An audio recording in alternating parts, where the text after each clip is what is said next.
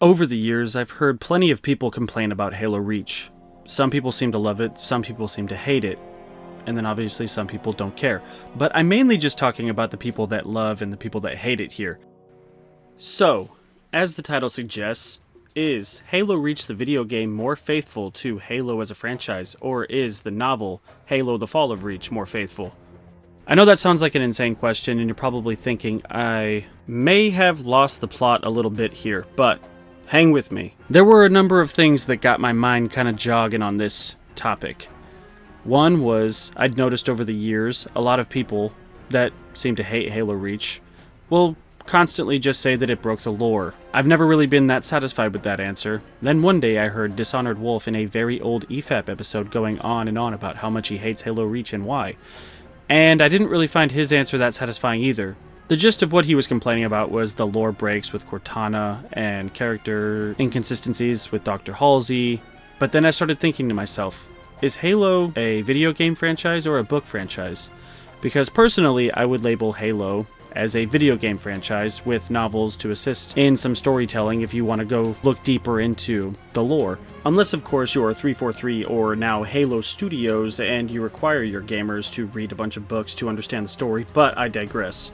Now, I know the problem with that is that Halo the Fall of Reach, the novel, came out before Halo Combat Evolved, but would Halo be what it is today without the video games, or do you think it would have just been a kick-ass book series? I decided to go read The Fall of Reach again, and play Halo Reach, and play Combat Evolved. I've arrived at a conclusion. I think the video game is more faithful to the franchise than the book. Now, before you start freaking out in the comments, let's talk about reason number one. The Spartans' capabilities in Halo The Fall of Reach are incredibly superior in every way to what we see in the video games. As many of us probably remember very well, throughout the video games, you are either jogging at a relatively slow pace, or given the ability to sprint for short durations, or in some video games, sprint for longer durations.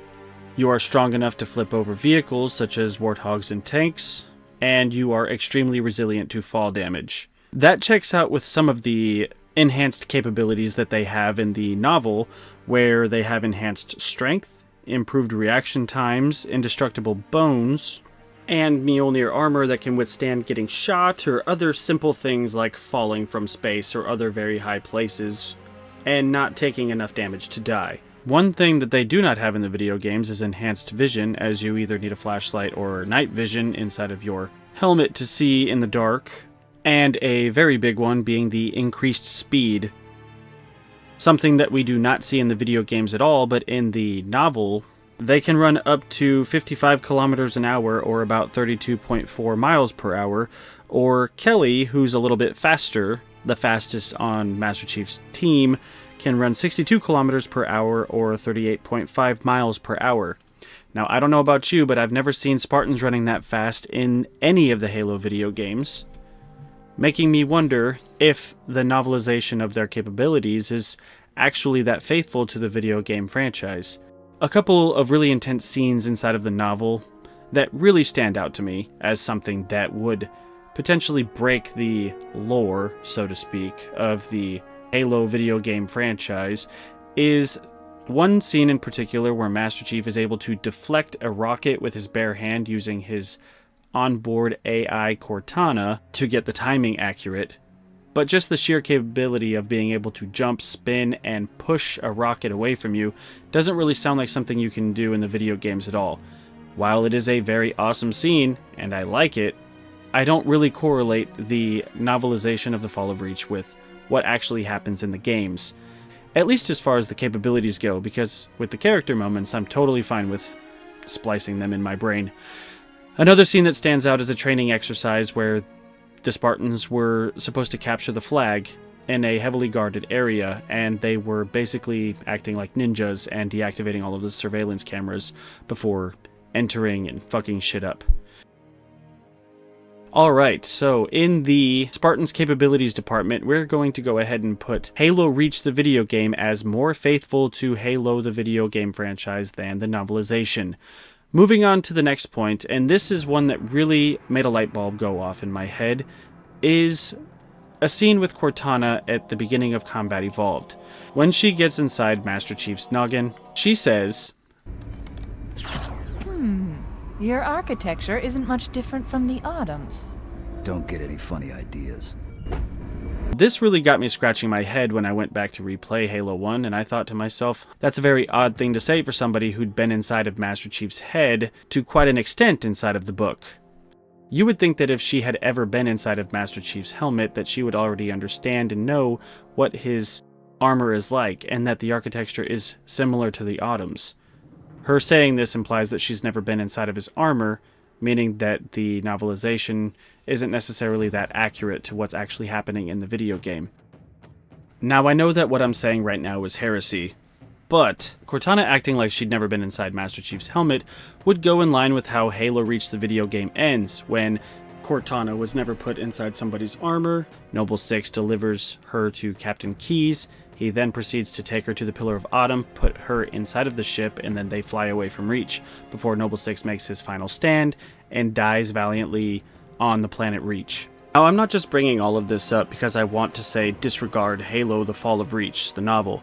That would be nuts. I like that book a lot. Due to these inconsistencies, I like to cherry pick information from both the book and the game so that they kind of run side by side in the grand story of Halo. Halo Reach the video game is what actually happens, as far as the creation and delivery of Cortana.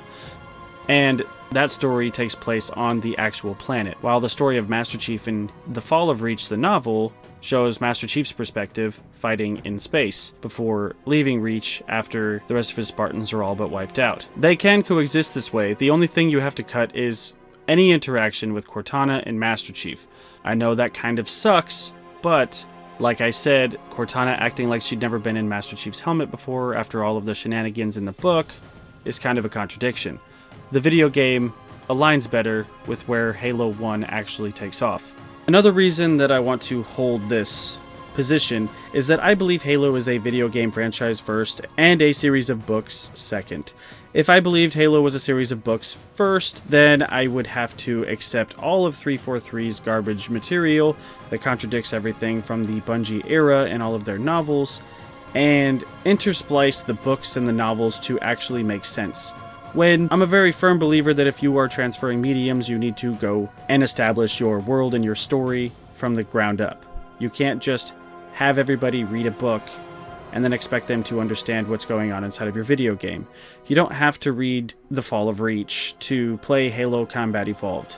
You can, and it's a good read and you should go do it if you're a fan of Halo, and you haven't, but it's not necessary. Unlike 343's Halo 4, 5, and 6, where you have to read a bunch of books and you gotta take in a bunch of extra information to understand what the hell is going on in the story. If you're somebody who'd never read any of the books, you would see no contradictions in Halo Reach the story, and I'm talking about the video game, of course, leading into the Master Chief trilogy. But if you are somebody who read the book, I can understand being upset about it. Personally, it never bothered me, because I just kind of took both stories and cherry-picked the information from each that made sense and nestled it nicely into my brain. I had never really heard anybody talk about this question I posed to you today, and I found it kind of odd, because when I think about something like Star Wars, I never really see people conflating the books or video games with the movies' lore. They, in most cases, exist simultaneously, but they aren't usually referenced when talking, because you're transferring mediums, and it's important to make that distinction. Are we talking about the movies, or are we talking about the games, or are we talking about the books? And then you take the story for what it is, and you make your arguments accordingly. Now, I know I'm usually the guy that's standing over here screaming Bungie Halo is superior and yelling at all the 343 defenders, but I really just wanted to make a video talking about some nerd shit. And that's what this question is. It's getting us thinking about Halo Reach the video game, and Halo The Fall of Reach the novel, and all of the other great games that came before 343 got their grubby little fingers all over this franchise. I just like talking about nerd shit, and this is some nerd shit that was stewing around in my brain for a while, so I figured I'd ask the question to you guys and get you thinking about it. Which one do you think is more faithful? Halo Reach the video game, or Halo Reach the book? I think it's Halo Reach the video game, because Halo is a video game franchise first.